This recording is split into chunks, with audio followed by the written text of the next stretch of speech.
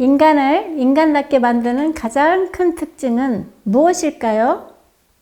네, 바로 언어입니다. 언어는 우리 생활의 모든 면에 직간접적으로 관여하고 있습니다. 특히 인간의 발달 주기에서 결정적 시기를 맞이하는 영아에게 언어 발달은 더욱 중요합니다. 왜냐하면 영아 시기에 언어 발달이 가장 빠르고 이 언어 발달은 다른 발달과도 깊이 연관이 되기 때문입니다. 만약 이런 결정적인 시기에 양육자로부터 언어 지원을 받지 못하여 결손과 상실이 생긴다면 이건 돌이킬 수 없을 것입니다. 우리 아이가 정상적으로 발달하고 있는지 모든 부모님들은 굉장히 궁금하실 겁니다. 이 시간에는 영아기 아이들의 언어 발달 특징과 언어 발달을 돕기 위해서 부모님들이 어떠한 지원을 해야 하는지 알아보도록 하겠습니다.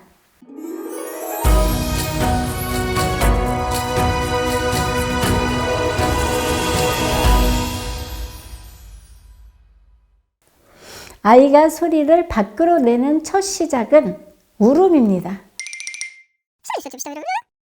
언어 이전의 단계로서 울음은 의사소통의 첫걸음이며 유일한 소통 수단입니다. 아이는 울음으로 엄마나 아빠에게 상호작용을 시도하여 발음기관 전체를 움직여 발달을 촉진시키고 있는 겁니다. 하지만 부모님들은 아이들이 멈추지 않고 계속해서 울 때 제일 힘들고 달래는 것에 어려움을 느끼게 됩니다. 아이는 다양한 이유로 울지만 부모님들은 처음에 아이가 왜 우는지 어떻게 달래줘야 하는지 잘 모르실 겁니다. 그건 우리 부모님의 능력이 부족해서 알아차리지 못한 게 아닙니다. 울음은 분화된 울음과 미분화된 울음으로 나눌 수 있는데 우리 아이들이 처음에 태어났을 때는 미분화된 울음의 단계로서 그 울음의 의미가 잘 파악되지 않습니다. 그런데 어느 순간 엄마나 아빠가 아이의 울음소리만을 듣고도 아, 배고프구나. 아, 기저귀가 축축하구나. 졸려서 짜증나는구나. 심심해서 엄마랑 놀고 싶구나. 이렇게 울음의 의미를 파악하게 됩니다.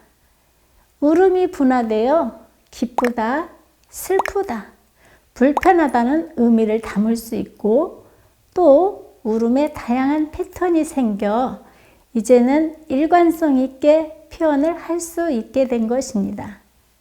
아이들의 울음은 어떤 패턴을 보이는지 살펴볼까요? 울음에는 세 가지 유형이 있습니다. 첫 번째는 정상 울음으로 높낮이가 규칙적이고 숨을 쉴 때는 울음이 끊어집니다. 배가 고프거나 놀아달라는 표현을 할 때 우는 방식이 되겠습니다. 두 번째는 통증 울음입니다. 아프거나 괴로울 때 또 고통스러울 때 우는 울음으로써 숨을 깊이 들이신 후 길게 높은 음으로 비명을 지르듯이 일정 간격을 두고 웁니다. 세 번째는 불만 울음입니다. 주위의 관심을 끌기 위해서 우는 울음으로 소리가 낮고 작으며 칭얼거리고 보채는 패턴을 보입니다. 이렇듯 상황에 따라 울음에는 다양한 패턴이 생기고 부모님들은 울음소리만 듣고도 아이가 어떤 상태인지 알아차릴 수 있게 될 것입니다. 울음으로 의사소통을 시도하는 우리 아이들의 언어 발달을 위해 우리 부모님들은 어떤 도움을 줄 수 있을까요? 아이의 울음 패턴을 엄마나 아빠가 빨리 알아차리고 아이의 욕구를 빠르게 캐치해서 민감하게 반응해 주는 것이 아주 중요합니다.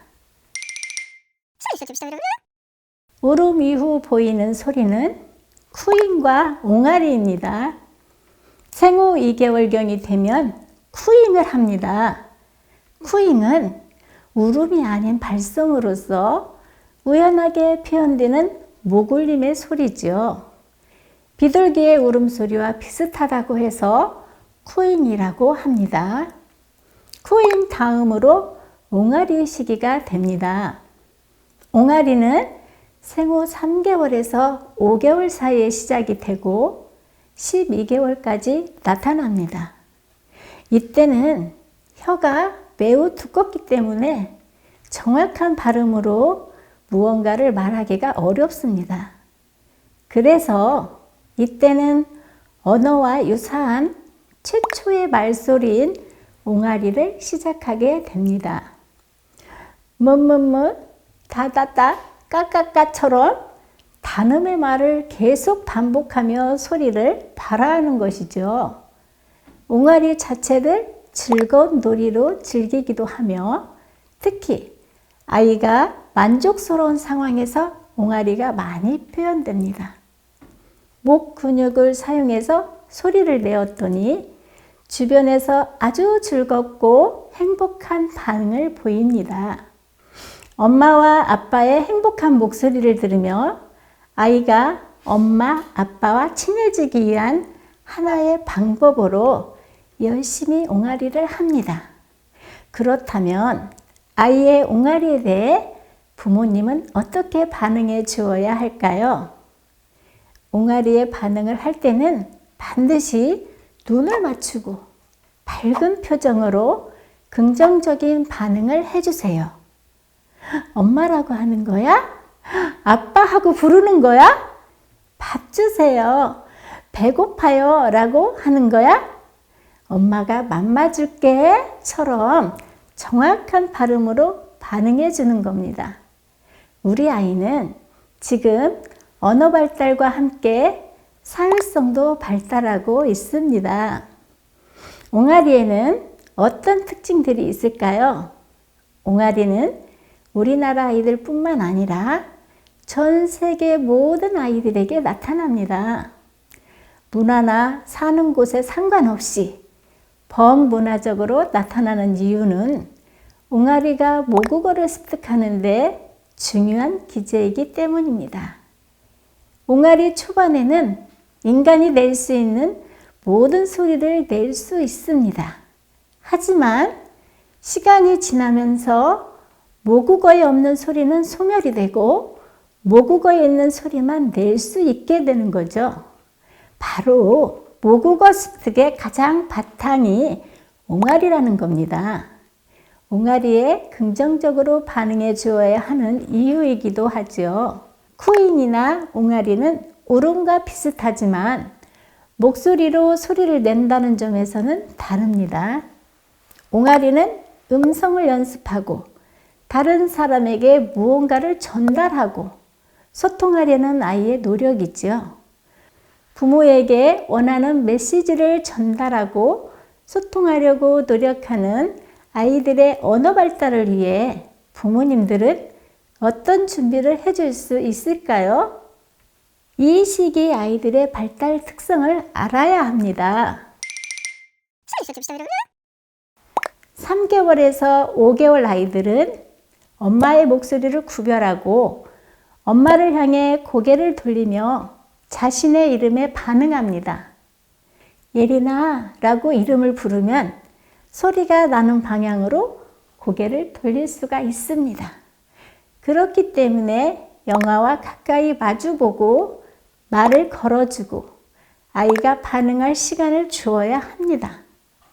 아이의 반응을 보며 서로의 얼굴 표정과 소리를 교환하면서 의사소통을 연습해 나가는 것이 좋습니다. 아이가 이해하지는 못하지만 말을 많이 해주고 아이의 이름을 많이 불러주는 것이 아주 좋습니다. 미소를 지으며 말을 건네고 아이의 신호에 민감하게 반응을 해줍니다. 만약 아이가 엄마 아빠의 말을 따라 옹알이를 하지 않거나 물체를 잡아서 입으로 가져가지 않는다면 위험 신호가 있으니 이때는 꼭 전문가와 상담하시기 바랍니다. 아직 언어적 표현을 하지 못하는 우리 아이를 위해서 민감한 반응과 눈 맞춤, 그리고 밝은 표정을 잊지 마시기 바랍니다. 우리 아이를 꿈꾸게 하는 부모님의 행복한 육아를 응원합니다. 감사합니다.